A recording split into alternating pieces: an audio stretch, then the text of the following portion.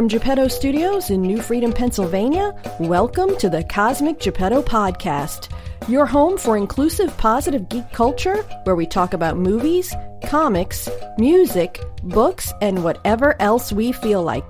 Please welcome your host. I'm a white guy, and I just think of white guy stuff. Brad Mendenhall.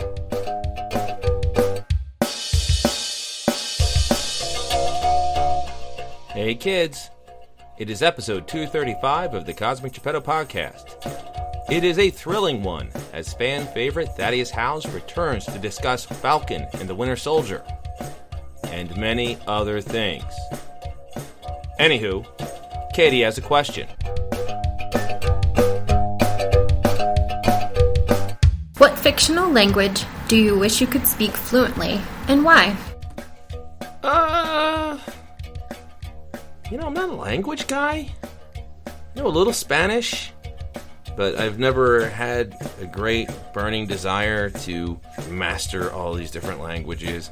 I remember there was a character in New Mutants, Cypher, I forget which one it was, who his power was he could automatically speak every language, even alien languages. And he also turned it around where he became an expert a computer programmer because he could easily understand computer languages.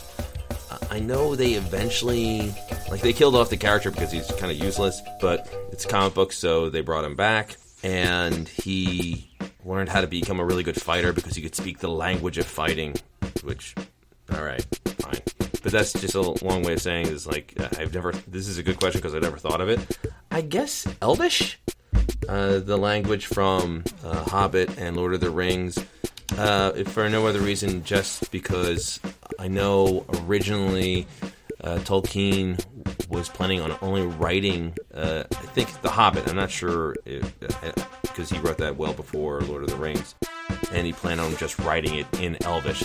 It basically is a thought experiment. He wanted to create this cool language, and he was sharing it with his friends, and he was writing this story in Elvish, and he was convinced, don't do that, write it in English, or otherwise it's just going to be you and your 12 friends that can read this amazing story. So I guess Elvish, so he could read Tolkien's as he originally intended. I don't know if there is a manuscript of any of his writing in Elvish, but you get what I'm saying.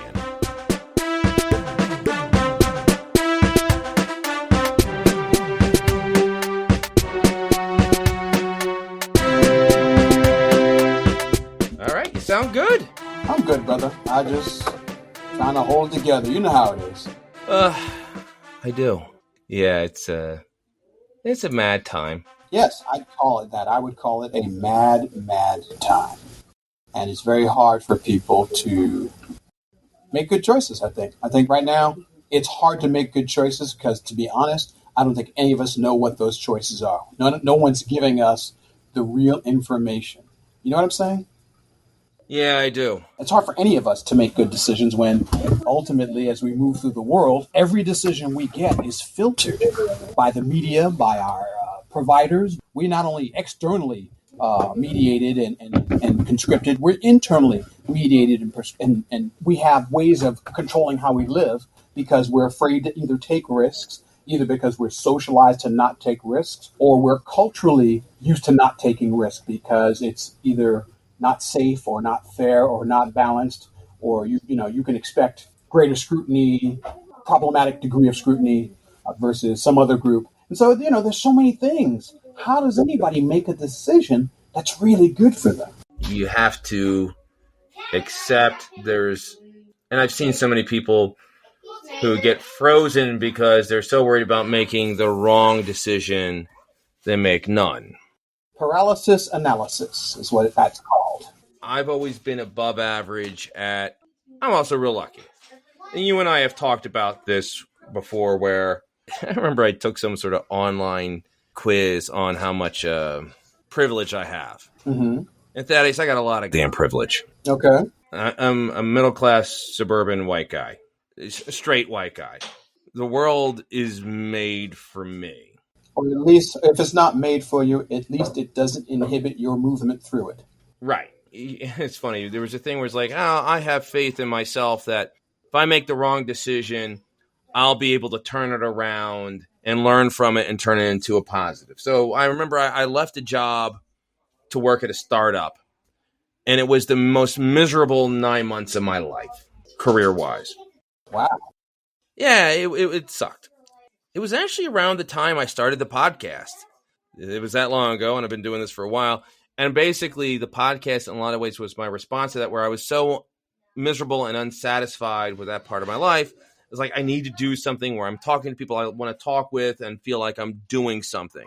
I did 9 months of that, and I was like, well, I'm tired of this. And I turn around, I send my resume around, and I've been lucky enough that, and I'm in a career where, and I've developed enough of a reputation in my day job that is like, 2 to 4 weeks after I started sending my resume out, I had my first interview, and within a month, I had a new job, and it was a better job. And I wouldn't have gotten the good job if not for the title and extra resume that happened from the bad job. So it all worked out. But then it's funny, I act like I'm so proud of myself, like, I worked so hard. But then I realized, like, okay, again, 30-something, straight, middle-class white guy, I can afford mistakes a lot better than if I didn't have that privilege.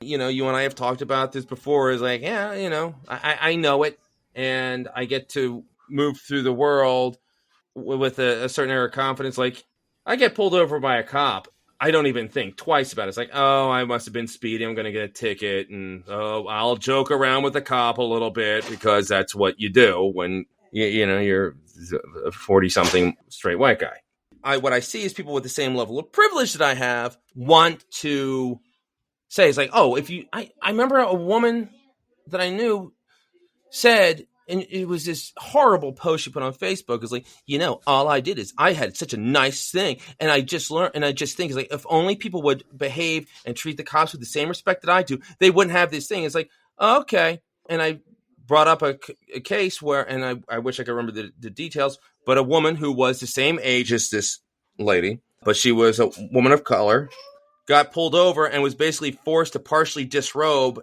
and like they performed a cavity search on the side of the road. I remember that. I do remember that article. Yes, I do. Because it made news. It was traumatic for people. And this woman was as polite or whatever. It turns out you have the advantage of, if you be polite, the world's fine for you. Right. Where the privilege really turns toxic is when you think it's earned. The whole thing. Let's talk about the Trump kids or Donald Trump himself. Oh, yeah, for a perfect example. People who were born on third base and think they hit a triple. That's right. They woke up on third base and said, hey, I'm on third base, I must be good. And then looking around, everyone else is like, well, you could have the exact same life as I did. It's like, yeah, if everyone had a rich dad. That's right. With all of the contacts. I don't necessarily begrudge people the success. I'm going to help my kids as much as I can when they get to that point. Everyone does. That is never the point. The point is when the difference between what you can do for your kids versus what I can do for my kids, if all things were equal, you have the capacity, because of how the society we live in moves, to do more. That's just the nature of the beast. And when you tell people this, they want to tell you it's because they're better people. And that isn't true. And they have what I call an undercurrent.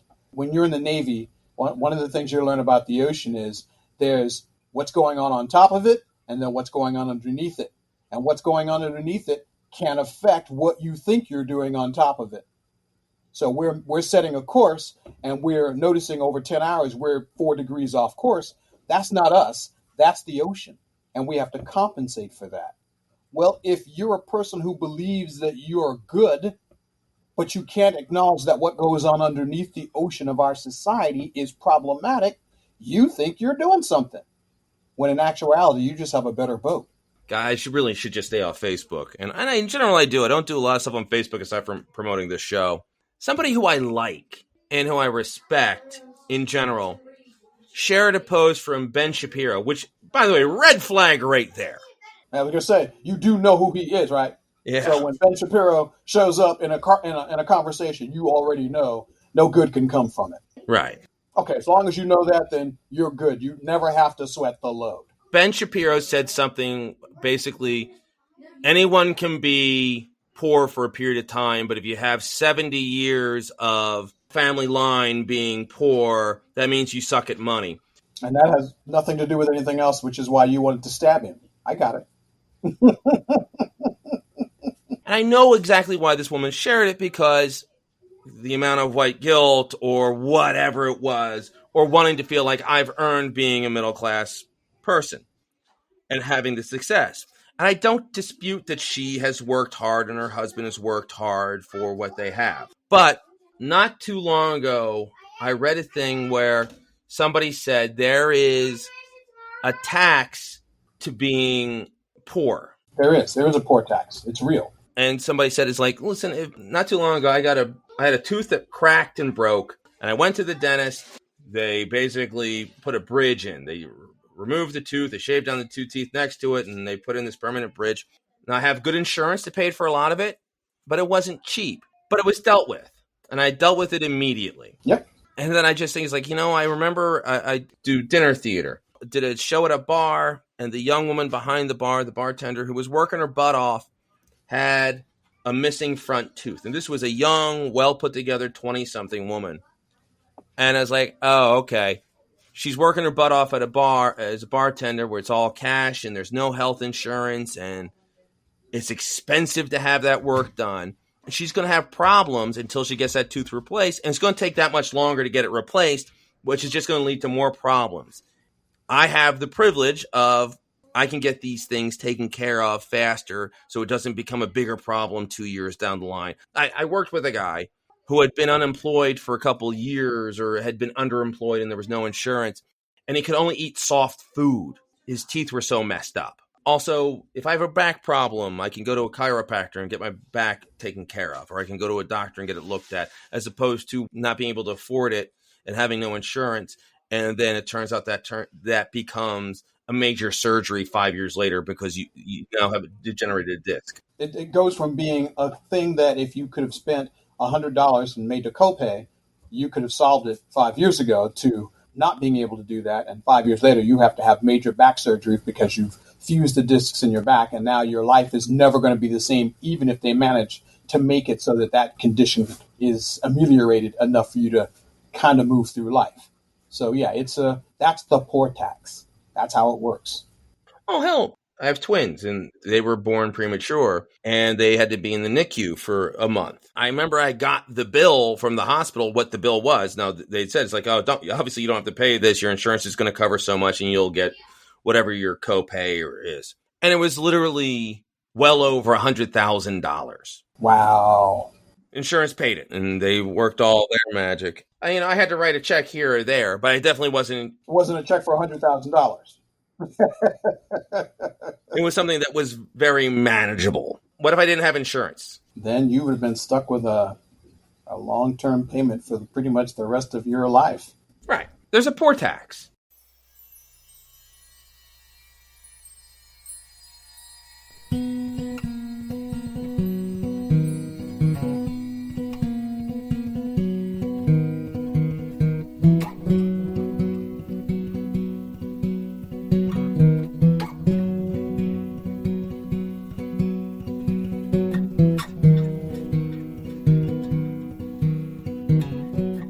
In a very, very, very weird way, takes us right into our subject, Thaddeus.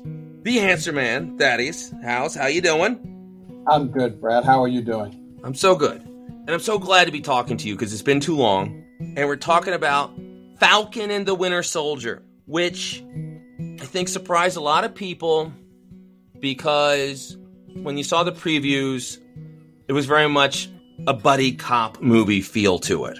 Mm-hmm. But they got into racial politics at the very beginning, where Falcon, Sam Wilson, decides he doesn't want to be Captain America. He thinks he's retiring the shield. They're going to put it in a museum, and we're going to create new heroes. And by the end of the episode, we have a new blonde hair, blue-eyed, white guy as the new Captain America. And the politics of, would America accept a black Captain America? before we even get too deep into the show itself, how do you feel the show dealt with those issues? Because it's weighty subject for a Marvel movie. How did Marvel do? Okay, I'm not going to rate them on whether they were sensitive enough. But I do know this, that I expected less. I expected them to not be as focused or as capable or in some way to make it less worthy. And what I mean by less worthy, I mean the idea that if we're going to talk about race, then we should talk about race, but it shouldn't be a conversation where it's a parody of itself. Whenever people talk about race in film, inevitably it ends up being something that never feels good if you're a person of color. If you're a person of color, you always leave those theaters or those television shows with this awkward feeling in your stomach because it's like, that's not my experience. Whatever it was they were demonstrating, it isn't my experience. And whatever it is that they were hoping to tell me, I didn't learn it. And if it was something they were hoping white people got, then they surely got the wrong thing because this isn't my experience and it isn't one that portrays me, how I live, how I feel, what I think. Almost never do I hear them talk about something that I felt was portrayed effectively in a media until I watched Sam and Bucky having an argument in the street and then the police roll up.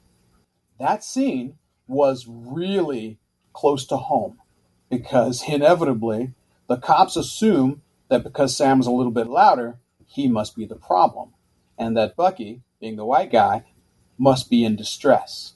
And Bucky's literally a reformed hired killer. Right, but they don't know that. They don't know that. I mean, Bucky is nobody, literally. He is the Winter Soldier. He is no man. No one will know him. No one will recognize him unless you happen to have met James Buchanan Barnes back in 1940. If you met him back then, you might recognize him today. Otherwise, he literally doesn't have a physical profile anywhere. He is average white guy USA. And that still got him more respect than Sam, who was actually dressed comfortably, cleanly, crisply, looking like a professional person. And yet Bucky was the person who was assumed to be in distress. And that is an experience I've known. That one felt so real to me. I was like, oh, I've been here. I guess Sam's about to get arrested. That was my initial thought. And then once someone else started thinking and started paying attention, someone recognized the Winter Soldier from an FBI poster. I don't know how they recognized him, but once they did, maybe they ran Sam and then Bucky showed up as a potential contact. And that would make the police department really skilled. That's not the experience I have with the police either. Because they didn't take any IDs, remember? In that scene, no IDs changed hands. So how did they know that Bucky was to be arrested? They knew Sam, so they ran Sam. Sam shows up as the former Avenger, the Falcon, and then, there's a whole bunch of people he hangs out with. This guy looks like, hey, I think he's the Winter Soldier. Let's go ask. And they're like, yes, sir, we're going to arrest you now. So that scene turns around really quickly, but it turns around in a way that, again, when I tell you about unrealistic things, that's the unrealistic thing, that Bucky gets arrested instead of Sam. Only in a superhero universe would that take place. Because in our universe, I would be arrested and Bucky would have been on his way and no one would have asked any questions. I mean, I guess there's a little bit of a commentary about celebrity where Sam's a black guy. In not even an argument, but just a heated conversation with a white guy, and the cops are going to roll up on him. Even though it's a black neighborhood. Thank you. But then as soon as they realize, oh, it's the Falcon, and it does make sense that the Falcon has enough of a public profile more than the Winter Soldier that, as soon as they figured out who it is, it would be like the thing of in Baltimore, which is actually where that scene took place, but and I live relatively close to Baltimore. In Baltimore, if they pulled over an African-American man driving too nice a car, which anecdotally has happened way too often. But whatever that means, but yes, we've seen it happen, so yeah, we know what that is.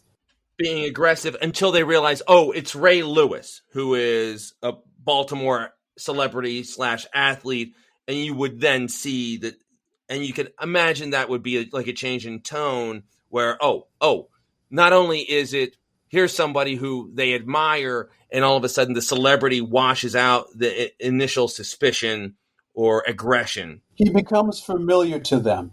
Here's the bizarre thing about celebrity in general. A celebrity can feel closer to people in their minds because they know so much about them, and so they become very casual with them.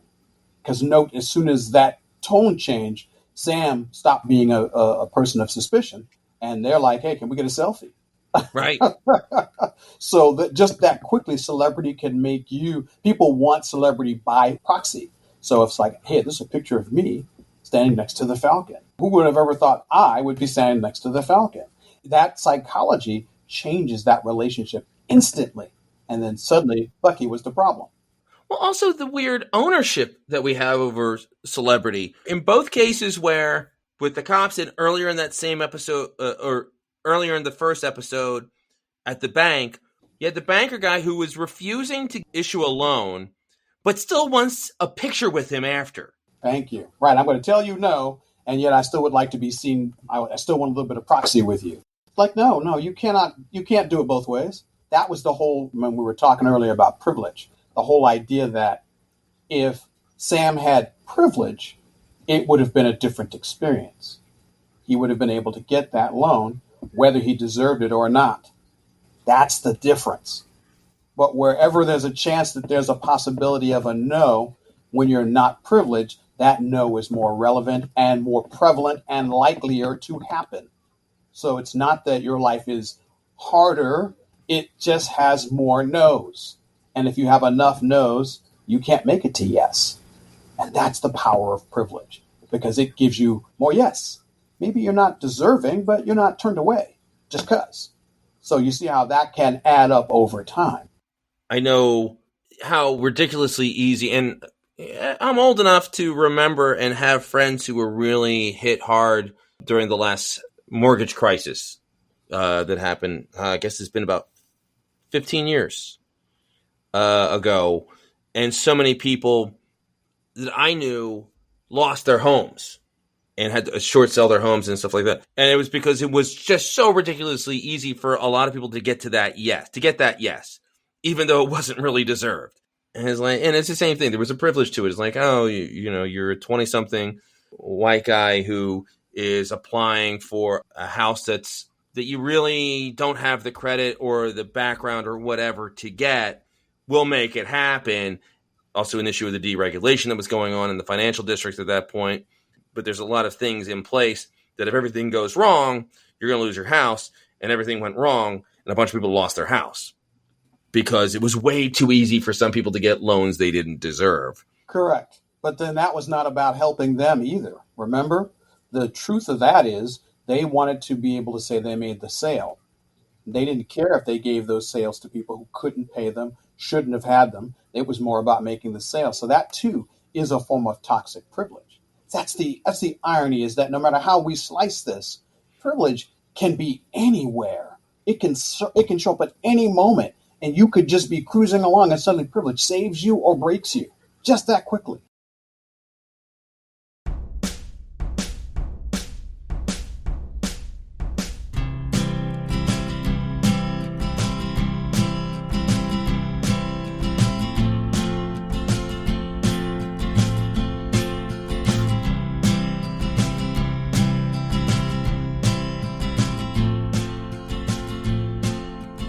Talking a little bit more in general of the show, and we're going to talk more about the social implications and the way the show danced around that. I follow you on Facebook, and you always post intelligent thoughts on all sorts of programs. But you talked about the fight scenes and the action stuff. I feel like, and this is probably part of, this is on Disney Plus instead of being released in theaters, Sam fought very differently than he ever had before. First thing, and it just thought, it's like, you know what? He's had guns before.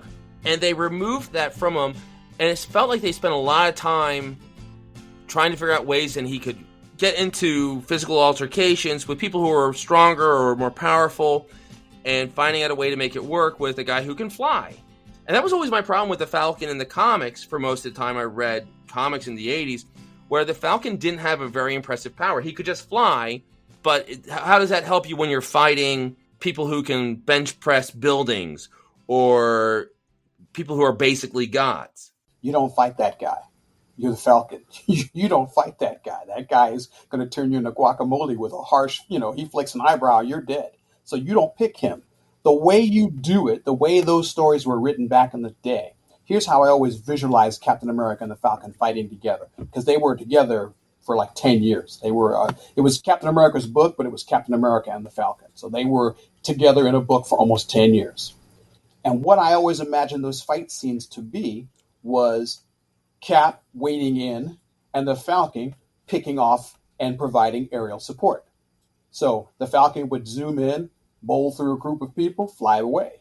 Cap would then come in, because he opens the hole, then Cap fills it, and then fights through it, and then they use that to move through. That's how they mow through those hundreds of. You ever seen those Hydra scenes where they're mowing through Hydra agents or AIM agents? That's how they're doing it. One strikes, clears a spot, the next one lands, holds the ground, and they do that again and again until they get where they're going. They support each other by one looking up, one looking down, and that always gives them tactical advantages. So Cap and the Falcon were a good team because the Falcon was fast and Cap was hard to knock down. That gave them incredible mobility, and that's why I see the writing for those years. That's how I always envisioned the two of them being such a good team. The Falcon is delicate, but he's so fast, most people miss. When they started realizing that he needed more armor, they eventually got him his Wakandan kit. Because remember, he started off with just, I think, that piece of Stark tech he had for a long time. And then they decided to get him the Wakandan suit, and he ended up with the photonic wings. And I think what they wanted to do then was to start trying to showcase the Falcon was still human, but he could use technology just like every other meatbag running around the Marvel Universe. Hawkeye, what does Hawkeye do? He shoots arrows. What does the Black Widow do? Whatever she wants. She has all kinds of spy gear. She can do pretty much anything she wants, as long as her opponents are humans or near humans. This was a natural progression. So when we see Sam in the movies, Sam does have guns because Sam's a soldier, and soldiers have guns. And those movies are also not Disney Plus, so they had to change him. So they did change him. And they didn't change him so much so he was not recognizable, but they made the wings more useful so he could fight with them. They became a weapon system he could shoot over, and they do that in the movies too. But he could shoot over them. He could use them as cudgels. He had lots of different opportunities to do what he does best. And I think they did showcase that better. The problem was in Falcon and the Winter Soldier, everybody he fights is already a super soldier. Literally, the only human he fights is Batroc. Everybody else is a super soldier. And Batroc thought he could stand toe-to-toe against Captain America for at least a few minutes. So, he has to be a really good fighter. Otherwise, Cap should walk over him like a carpet. They had him fight Batroc twice, in the first episode as Falcon and then in the last episode as Captain America. And he won that fight, but he didn't have a knockout.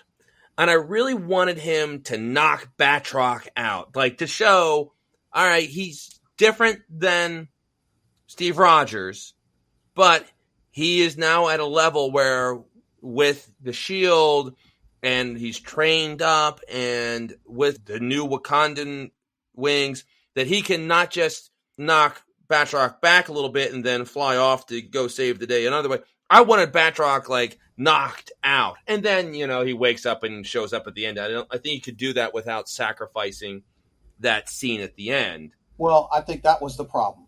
They wanted a moment of awesome, and they weren't sure where that moment of awesome really should happen. In this series, it's never been about the fights. You ever notice that Sam almost never wants to fight anybody? Sam is trying to talk his way through it. He's trying to show that he's showing the restraint that Captain America always wanted to show but never could. Because Captain America was a soldier from the 1940s and people expected him to fight. But Cap really doesn't want to fight. Cap almost always wants to negotiate, but he never gets to. And what they wanted to show here was that Sam was going to actively take a more restrained approach because Sam is that reluctant. He's that reluctant soldier, the soldier who fights only because there is no other choice. But he wants to negotiate. He wants to talk. He wants to reason. He wants to be a diplomat. Sam wants to communicate. He wants to bridge the gap. Cap didn't always get to do that. He wanted to, and he was really good at it when he did it. but he was really more of a leader in the inspirational follow me into battle kind of thing.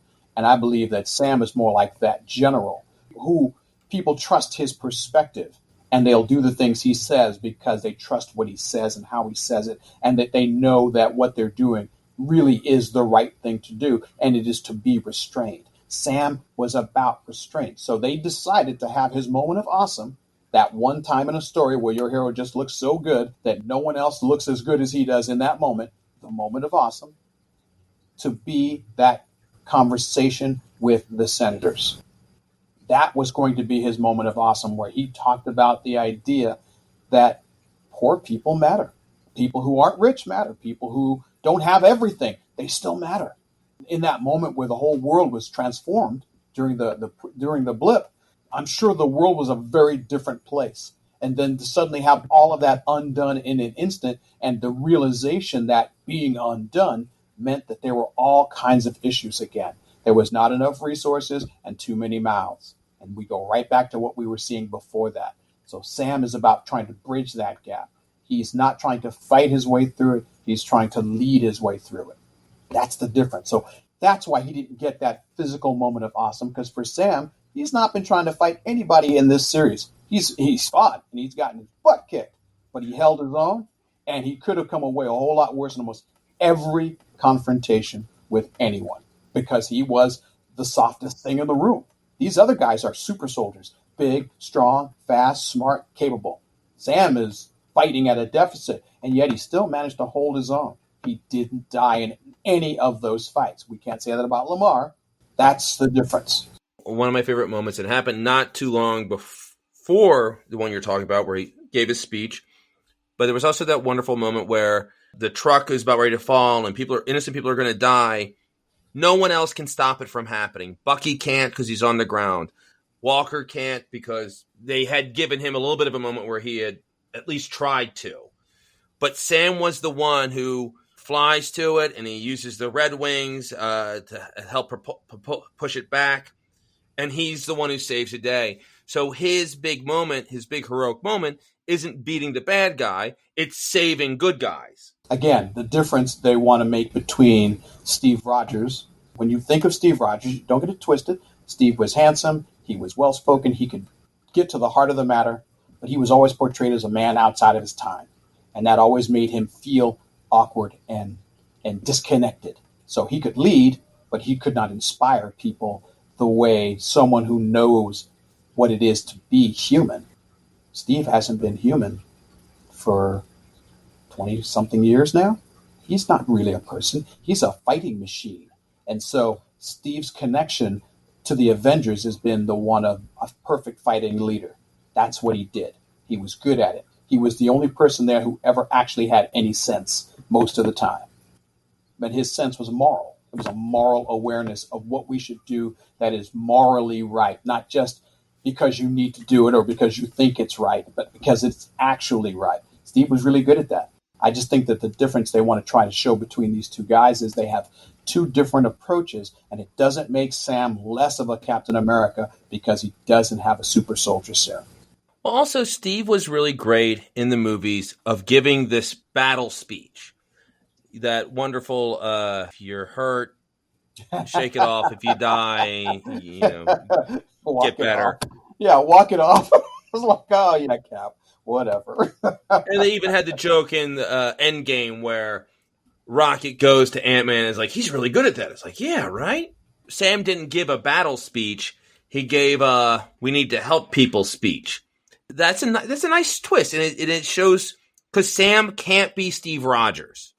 I wonder, did you think this could happen early in the show where they show all the different vials of super soldier serum and Walker's holding one, and it could have been very easy for him to walk off and you see that underneath a table, like there's one other one left over, or they could have had Walker give him a blood transfusion or whatever. There could have been a bunch of ways where they could have given him the serum or some version of it. And all of a sudden, now Sam isn't just a guy. Now he's also a super soldier. Did you think there was a chance of them going that direction? Nah, because they need that difference to be clear. One of the things that we talk about being black is your black people can see you. Curiously enough, if you look at a lot of media, you'll find that, especially in superhero media, the heroes who are black tend to be able to turn invisible. And I often wondered what that was about. And then I realized it. We want your services. We want your ability. We want what you can do, but we really would rather not see you. And when you're an invisible person, you get to do stuff. You're going to handle stuff. No one's going to be able to see you, and no one will know you were there. And that's the whole point. And that's a very problematic statement. And whenever I see a black superhero who's going to be invisible, I tend to not want to watch that because I know what it's a coded message. And I don't like those kinds of messages because I feel like we shouldn't have to do that. And I think the whole point of Sam being Sam was for him to be able to say, I am 100% here with you.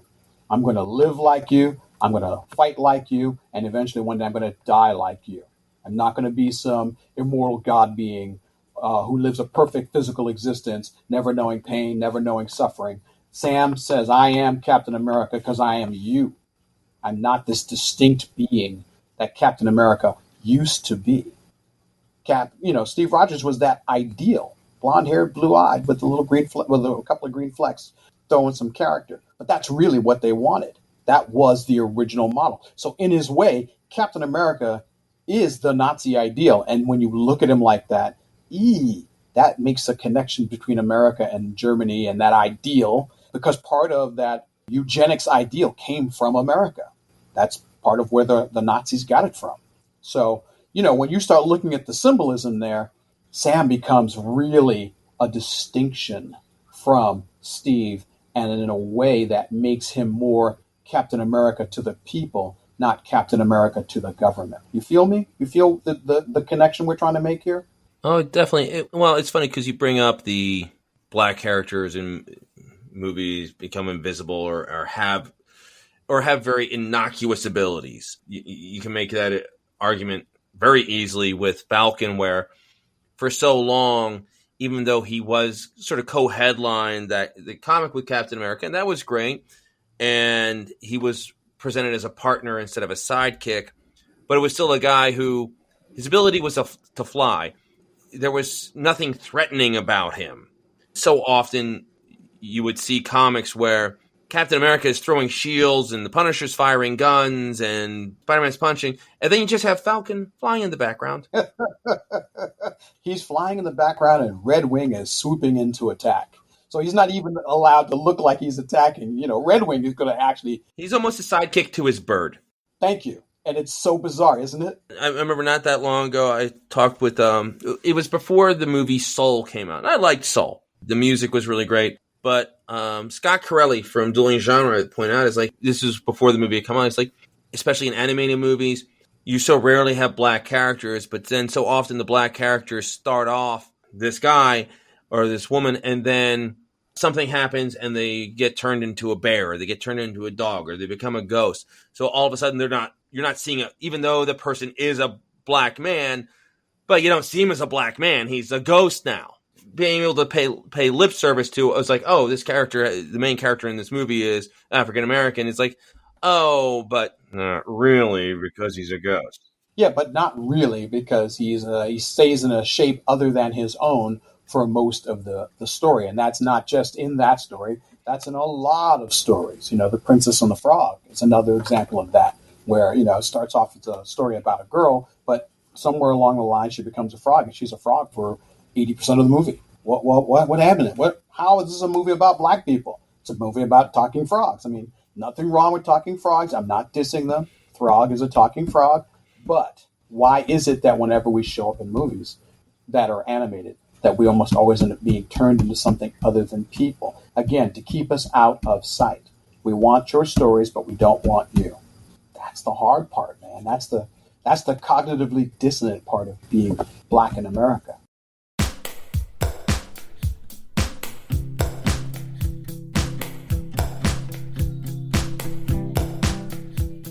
What do you think is next? Because they've been talking about there's going to be another Captain America movie.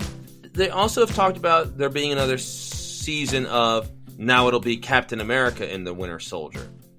What do you think's likely to happen? Do you think they're actually going to go through with this Captain America 4? Because it does seem the actor who plays Falcon, who plays Sam, whose name is completely I'm blanking on right now, Anthony Mackie. He's a really good actor, but he's not an A-list star. But, neither was Chris Evans when he got it. Do you think they're going to be really willing to move it into film, or do you think they're going to want to keep it on Disney Plus? I'm trying to figure out where they're going to go with this. Disney's going to ride this till the wheels fall off, okay, brother? Let me assure you, they're going to ride this pony till the wheels fall off. So remember, this is still, phase 2? They planned to have at least up to phase 4. That's a lot of movies. That's a lot of TV. They're basically saying, we can do this for another 10 years. They believe they've got another 10 years producing Marvel movies. Oh, especially now that they have Mutants and Fantastic Four back. So now they actually have the entire Marvel universe. They figure if we space it right, tell it right, work it right, we could have an entire generation of television relating to these characters, or movies and television relating to these characters. And we can own a segment of the future, or the segment of the past forever. Because this will be 20 years of Marvel producing these movies. They won't have ever been anything like it, and may never again be anything like it. So Marvel's going to work this pony. They're going to work it hard. So it's giving Sam a shot at the table, especially given that there are so few black characters in the Marvel universe, as part of the mainstream. I know we're going to see more color in the next phases, but it definitely, if you looked at the Marvel universe prior to the Infinity War, you really don't see a whole lot of black characters who aren't legacy or innocuous. We've got only two choices. You got a legacy hero of War Machine. He got his suit from Iron Man. Iron Man's dead, so War Machine's not going to get any new armors unless Tony willed him some. He's a legacy hero. And then we've got Black Panther, he's dead. So I guess we're going to find a woman to put on that black cat suit, and no one will complain about that. So fine, we got that covered. Shuri will become the Black Panther. And then we've got Sam Wilson. Who else? Do we have any other black heroes that have any cachet in the Marvel universe right now? Luke Cage would be great if we could see him on the big screen. I'd pay money for that. Other than that, we don't have a lot going on. So yeah, Sam Wilson will get a seat at the table, and as you pointed out, he'll be the weakest guy in the room. Morally strong, but physically weak. They're definitely moving in a better direction with that. And I know, for the first phase, what's his name? Ike Perlmutter was the head of Marvel. I think he helped run the Trump campaign, to give you an idea of what this guy was like. And he didn't believe people would go out to see, or people would buy toys based on female-led or movies led by people of color. I forget the specifics of it. He lost his decision-making abilities at Marvel. And that's when you start to see Black Panther. And all of a sudden, they started going in a different direction. And you had the Luke Cage TV show, the Jessica Jones. But before that, for Iron Man 3, they put the kibosh on, it was going to be the woman that Tony slept with at the beginning of Iron Man 3 was supposed to be the original bad guy. Right.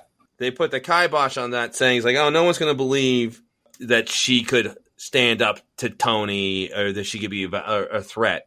And no one would buy toys based on that. And then they went in that different direction. You had Killian as the bad guy. It's he's pretty boring. She was a more interesting character, and she's a really good actress and would have had that depth. And instead, she was just the dumb girl who slept with Tony once, and then she went in with the bad guy because he was going to fund her research. And then she had a change of heart later and got shot. He didn't even look at her when he shot her with the gun. Boy, that's got to be disappointing for that actor. He's I get to be the bad guy, but I'm a completely forgettable bad guy. What's worse than that? Everybody wants to be Darth Vader. Everybody wants to be memorable. Even if you're going to be a bad guy, make me a memorable bad guy. But Marvel has yet to truly create a bad guy that has ever had any real bite. Even Thanos was more crazy than a bad guy. Killmonger might be he might have been the character who most likely reached across and people could relate to. Black people relate to the idea of, we've been oppressed for a long time, and maybe we should have our own private army to turn things around. I mean, is that right? Not really, but at the same time, what we're living through ain't right either. So you're stuck no matter how you're addressing it. We're having to address, or at least talk about, in this particular instance, are we owed anything? Is anything owed? Is this conversation about reparations real? There is, for that matter, is white privilege real? So we have all these conversations taking place constantly. And because they're constantly fighting, nothing can ever be changed. And how much of that fight is manufactured so that nothing ever has to change? So, man, it's complicated. Killmonger reached people so well, and also it's Michael B. Jordan. You literally got one of the most charismatic, likable performers alive today. Yes, he was very good. Because of the passing of Chadwick Boseman, you see people online trying to bend themselves in half, trying to figure out ways that you could have Michael B. Jordan back, even though his character died at the end of the first movie. But it's like, oh, well, you didn't really see him die, and how great would it be to find a way for him to be the new Black Panther? I know logistically and character-wise it makes no sense, but I want it to. First off, it just sucks that Michael B. Jordan's character died, and we don't get 3 movies with him. He shouldn't have died. That's correct. I talk about this all the time. Marvel does a great job of casting their movies in general. They've had very few misfires. But it's always disappointing when they get that great actor, sometimes right before they break big, then they're like, oh, crap. We really want to have Michael B. Jordan leading a 3 or 4 movie series where he's the lead and he's the guy. Why did we make Idris Elba Hemdall? Idris Elba should be, and I've said this before as well, he should be Reed Richards, because I already pretty much believe he's the smartest man on the planet. Idris Elba is able to be anybody he wants to be. Anybody. I watched the man act. I love him as an actor. He can inhabit a role and make you believe it. Isn't this all just supposed to be good, clean, let's pretend, and we're paying people for it? You do remember back in Shakespearean days, there were no women actors, right? You do know that. Yeah. If this is all supposed to be make-believe, does it really matter what color they are, per se? We didn't make color the issue as people of color in America. Society's controls over the media explains why all the Avengers are white, because comics were run by white people who then at that point in time didn't portray people of color in media. Any media they could avoid putting us in, they did. Comics was one of those medias, and it took Marvel a long time to be willing to take that risk to create those first innocuous black characters. It took so long. You want to, or maybe you don't, give Stan Lee and Jack Kirby a little bit of a break, where it's like, is it just a thing where the creative engine for early Marvel was so small? It was like 5 guys. They were all middle-aged Jewish Americans, so they're just writing white characters. And it's like, oh, we'll put in the token female character.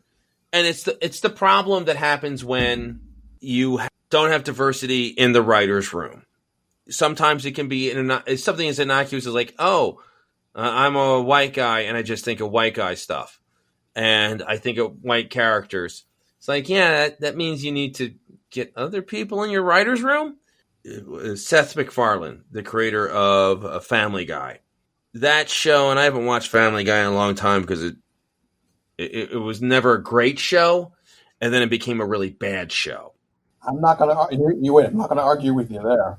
He was asked why the character Meg, the whole purpose of the Meg character was to turn her into a comedic punching bag. They would just do terrible things to her episode after episode. It was really hideous the way that character was treated.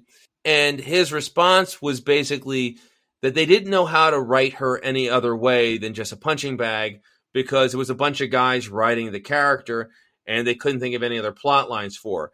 I was like, hey, here's a different idea. Instead of just treating this character hideous, how about getting some women in the writer's room? Ooh, that would be too easy. That would give women power. You don't want that. Take that back. Take that back right now, sir. I know. And then you look at Rick and Morty, and you and I are both Rick and Morty fans, and they made an effort during, I want to say the second season, maybe it was the third, where they changed the makeup of the writer's room to be half female. And it wasn't like the stories changed. But Summer became so much more interesting, though. Summer became interesting. The mom became more interesting. Much more interesting. It wasn't like all of a sudden they became half-hour Lifetime movies or whatever people are afraid of. It was still as bawdy and as gross and as weird and as smart as it ever was. That's correct. Now they had people who could actually write half of the cast of the show. Thank you. And you know what? That's not that hard to do, and it's not that much to ask. I mean, honestly, I still don't understand why it's so hard to open the doors and let some new stories in. Aren't you tired of the same 7 stories? I would kill for something different. I think that's one of the reasons I watched Shadow and Bone, I think it was called. It felt like they just sucked all the character out of the characters. They were all just so stiff and wooden, and I could never feel anything really for anybody. And it was just a long 8-hour dragging along through this really predictable story that I felt like could have been better, and it just felt like something just wasn't right about it. But they basically sucked all the character out of the characters. And so I didn't feel there was a real reason for any of these people to be doing any of these things. And so we had diversity, and yet all the characters were the same. You feel what I'm saying?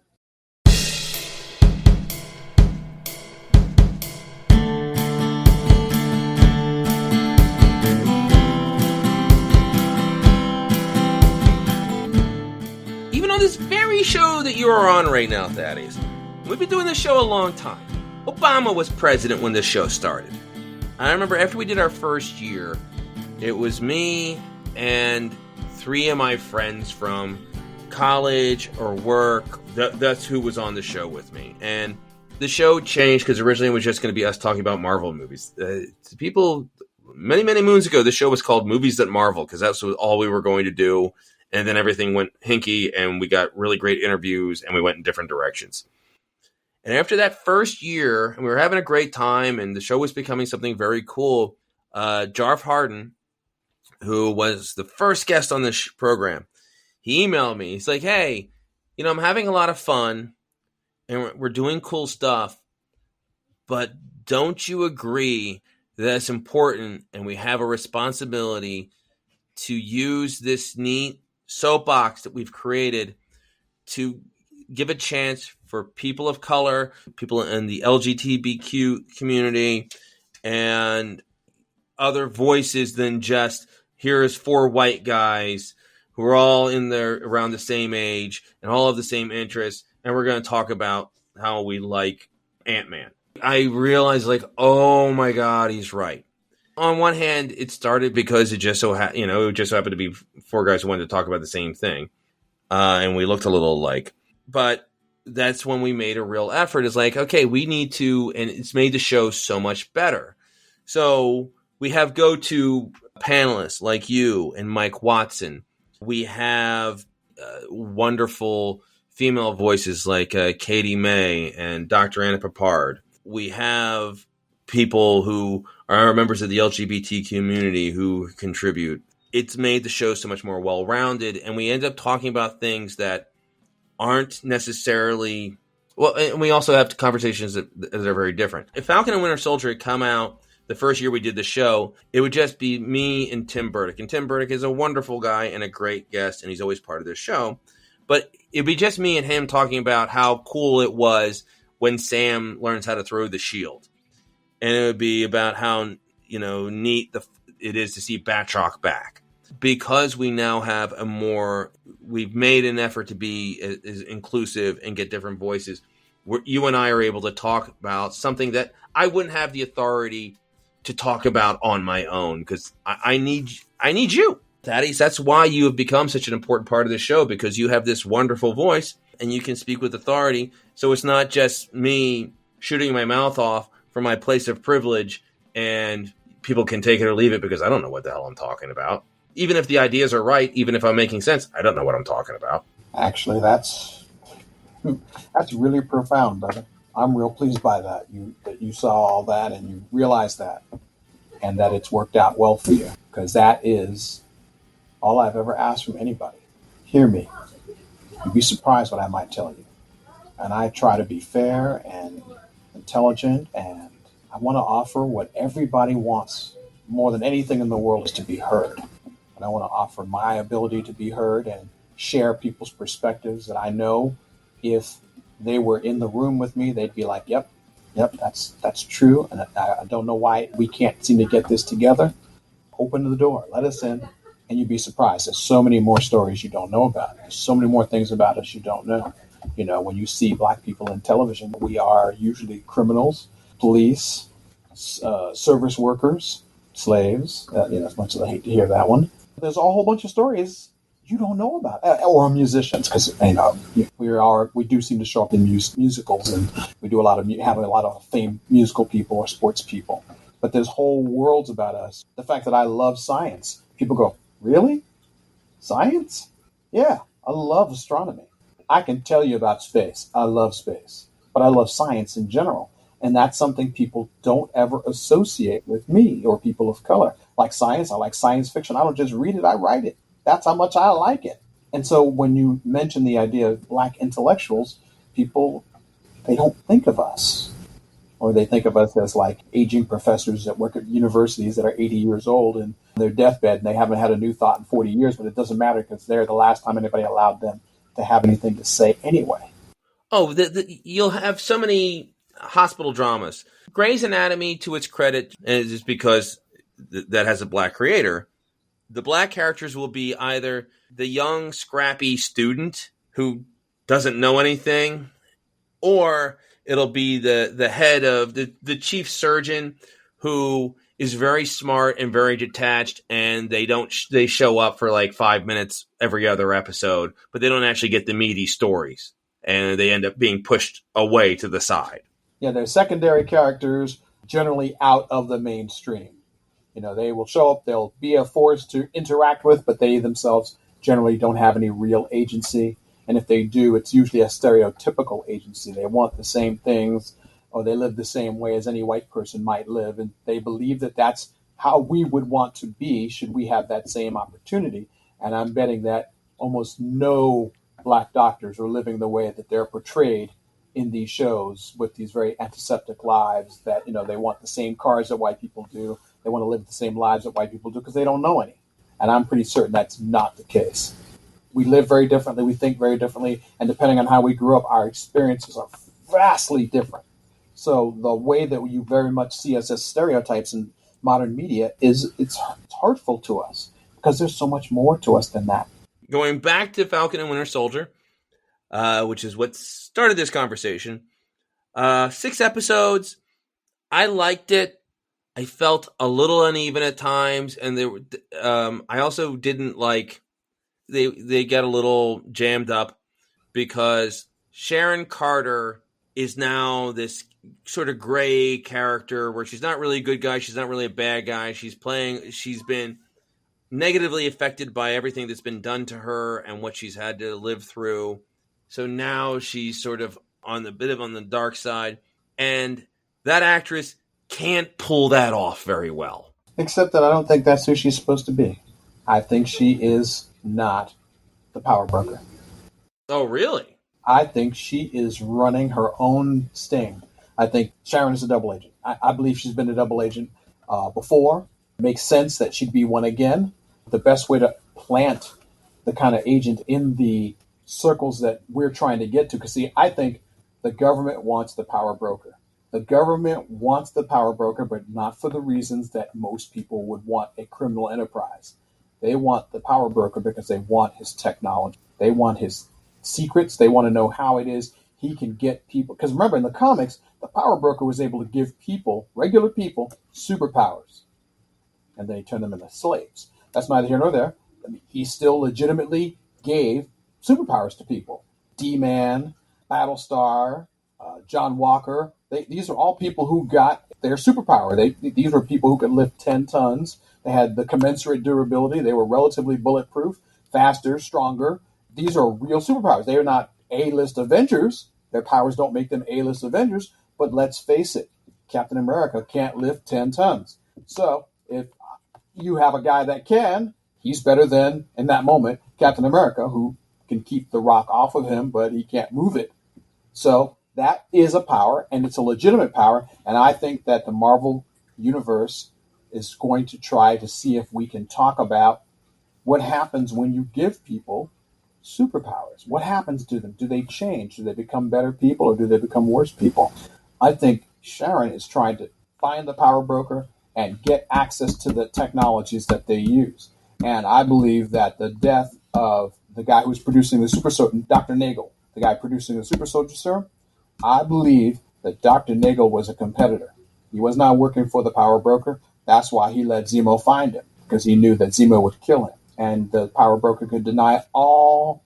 I had no hand in that. Oh, he's dead. So sad. I had nothing to do with it.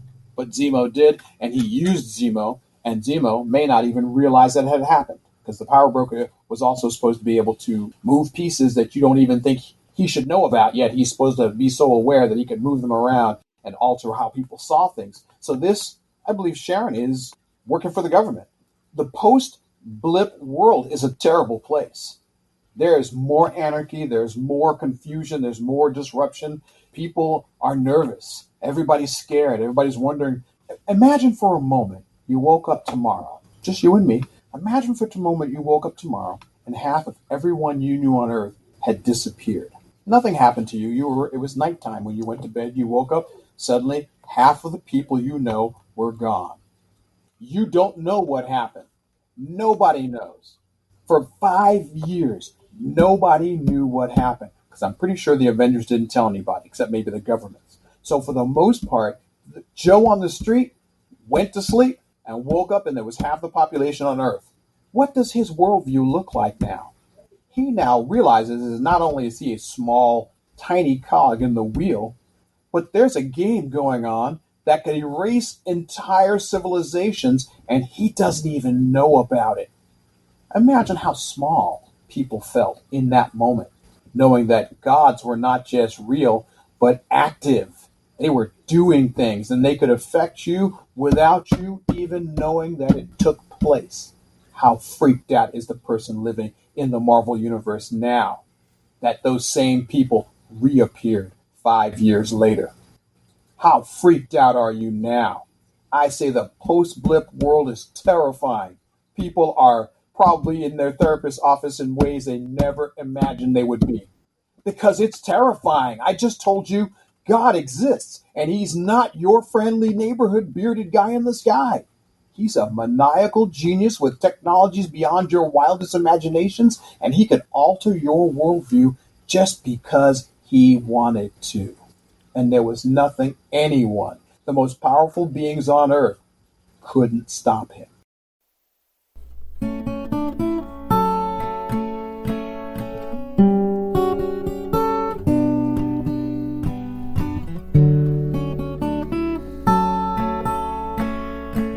There's so many story opportunities that have opened up because of the blip, and a lot of different ways that you can do it. So with Spider-Man Far From Home, which was a lighter movie, they were able to sort of looked at the comedic opportunities. Like, okay, 50% of the 15-year-olds are still 15, and the other half of them are now 20.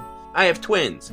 Imagine one of them blipped out, and 5 years later, now my son is 14 years old and my daughter is still 9. There's comedic possibilities with that. So they kept that light and they dealt with that. But then with WandaVision, it dealt a little bit more with the military and law enforcement views of that, where, okay, so many people who were pilots or astronauts freaked out, even the ones who weren't blipped out. They just retired because of the, like you said, God's real, but he also likes to erase people with that sort of ultimate power.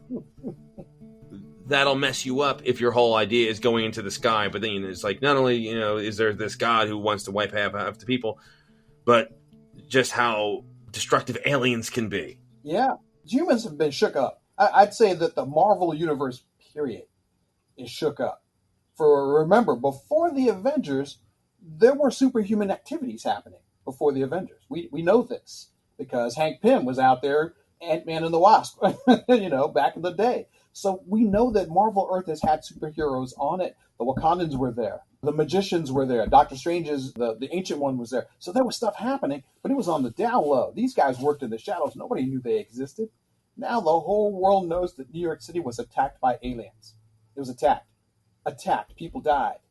Buildings were blown up. We saw giant alien spacecraft falling to the ground. We salvaged them. We tried to steal them. I mean, we're now reverse engineering them. Earth is a terrifying place because nobody knows what to expect. This is a perfect universe to tell superhero stories in. As far as I'm concerned, it literally means that whatever you do, people will both be shocked, amazed, and bored at the same time if you live on the Marvel Earth. Something happens that Galactus shows up. Yeah, okay, whatever.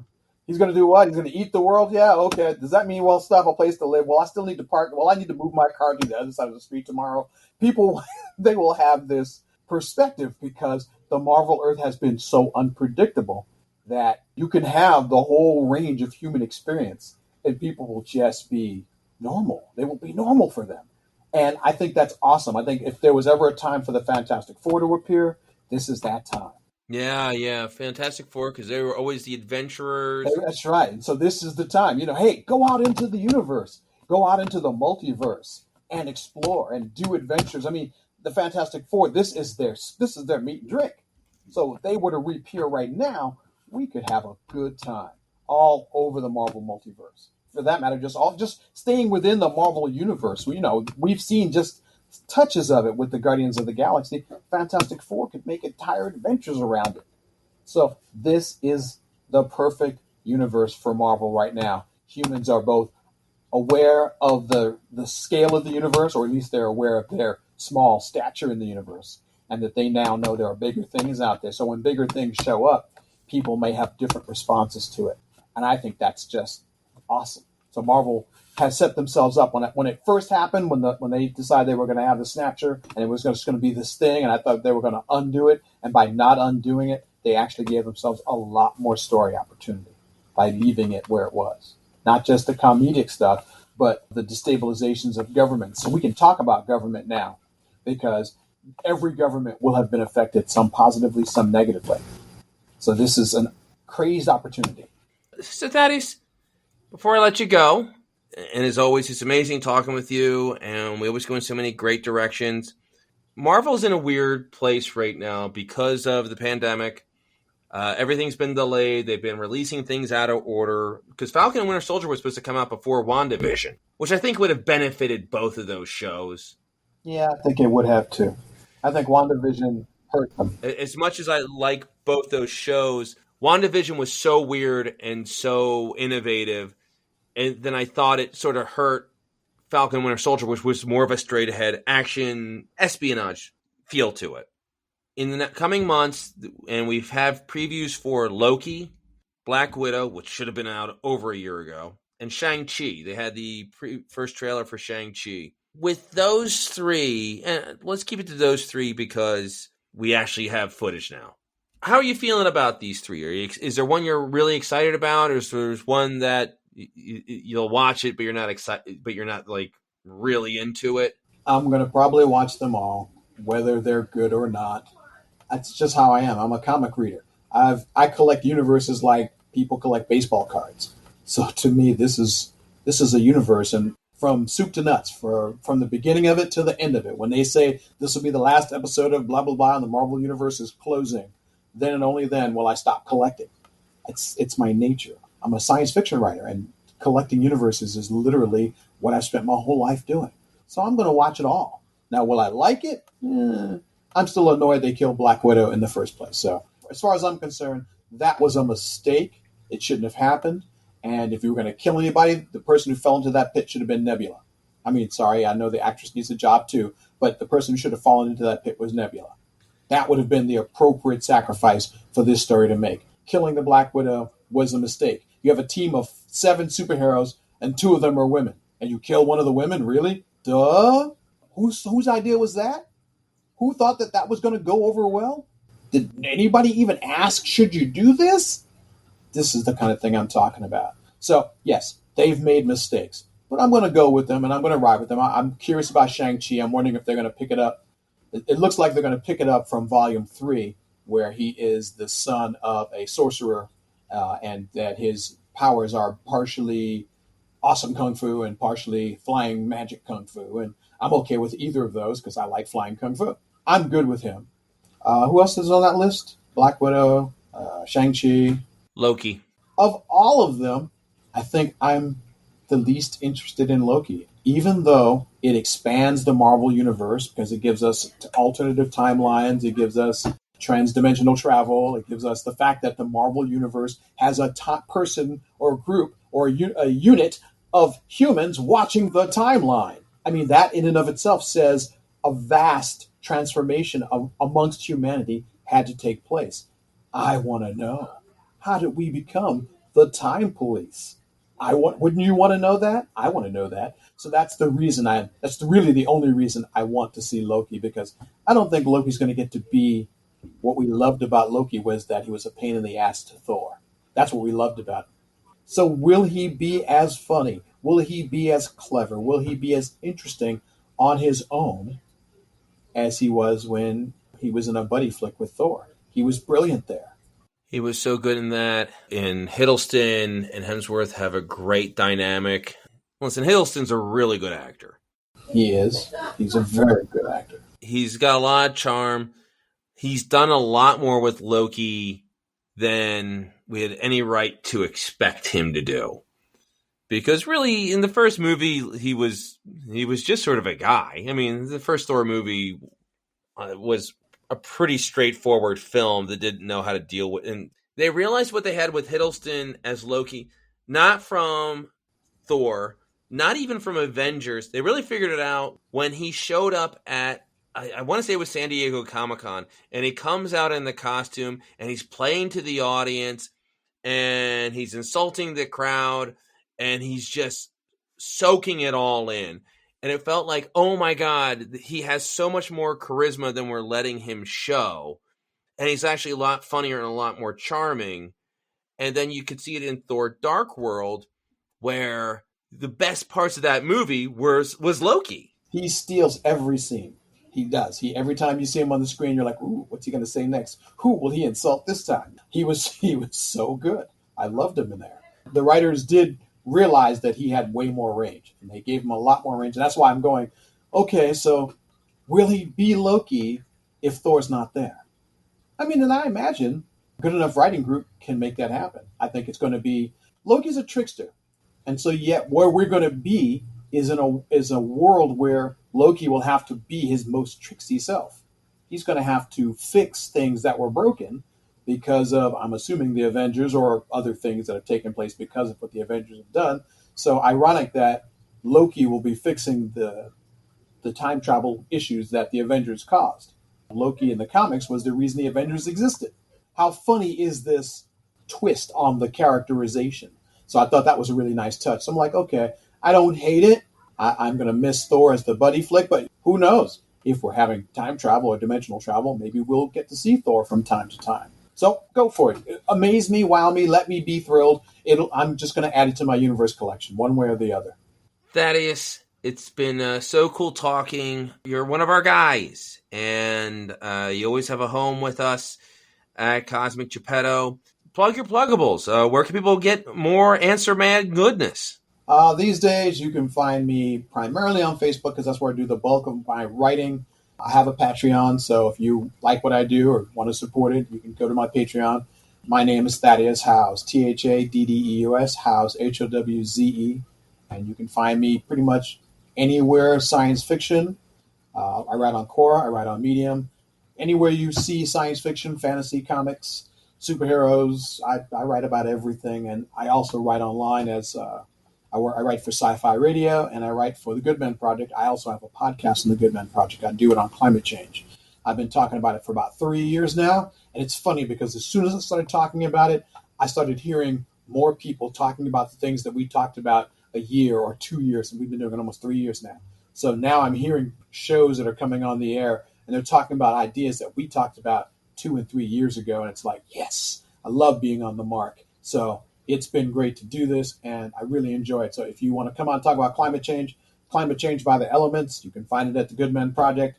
You'll find me writing, talking, thinking about science all the time. It's what I do, man. And I love coming to this show because this is one of the few times where we get to actually just talk about comics, and we can go anywhere. We can talk about anything, and that's not an easy feat. So thank you so much, brother. I do appreciate that. Appreciate it, man. And we're going to do this again soon.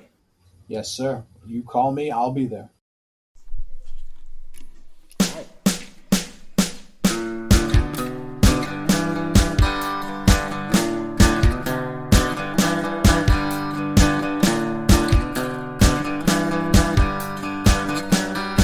That wraps episode 235. Big thanks to Thaddeus Howze. This show is so much better with him part of it. Also, big thanks to Katie May. Love her questions. There are more to come. Next time on the Cosmic Geppetto Podcast, new friend, writer, and delightful geek Shuating Ni makes her debut on the show. We talk about the interaction of American and Chinese cinema. Till then, in the words of Jarve Hardin, see you in the funny pages.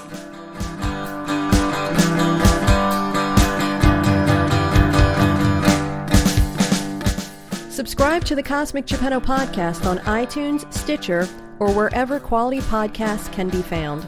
Rate and review us while there. Follow us on Twitter at CosmicGPod, and we will follow you back. Unless you're a jerk. We don't follow jerks. Like us on Facebook at facebook.com/Cosmic Geppetto.